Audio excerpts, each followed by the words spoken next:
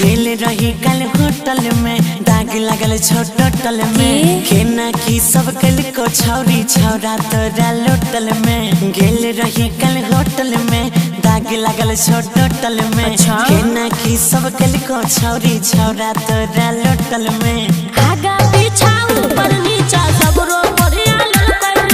बैठल नहीं जाय छै खटिया पर इतना दर्द दिल पर आगा पीछा ऊपर नीचा सब रो बढ़िया ललकर बैठल नहीं जाय छै खटिया पर इतना दर्द दिल पर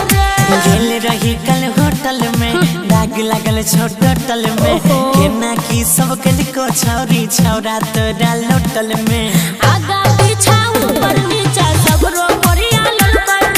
बैठल नहीं जाय छै खटिया पर इतना दर्द दिल पर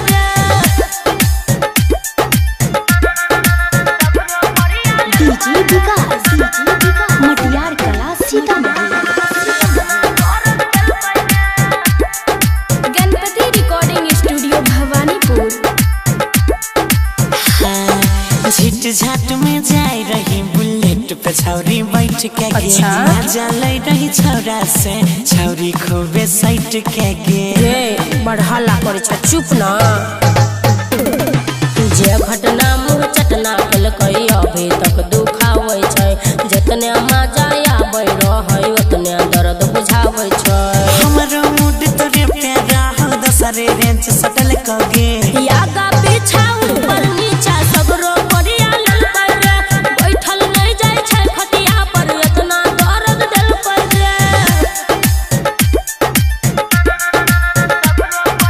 DJ Vikas Matiyar Kala Sitamarhi. Ganpati recording studio Bhawanipur. गे मौका दही गौरव के मरहम दे तो लगाई के नीचा ऊपर दोनों के लेवल देव मिलाई के तोरा पर विश्वास नहीं है तू धैर्य राखे अजय तू देबो तोरो एक रात रे कर नहीं हाला जनते मुहाला जाने छी सब बात रे सुमन सोना राइटर सरवन जादू के चल कगे आगा पीछा ऊपर नीचा सब रो बढ़िया ललकर